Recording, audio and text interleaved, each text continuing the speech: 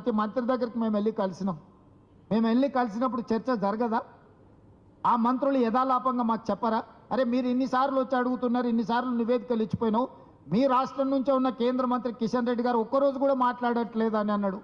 నేను అడుగుతున్న కిషన్ రెడ్డిని, ఒక్క రోజైనా ఈ 6 సంవత్సరాలలో నరేంద్ర మోడీ గారి దగ్గర ప్రత్యేకమైన అపాయింట్మెంట్ తీసుకెళ్లి తెలంగాణకి ఇవి కావాలని ఏమన్నా ఇచ్చిందా మీరు?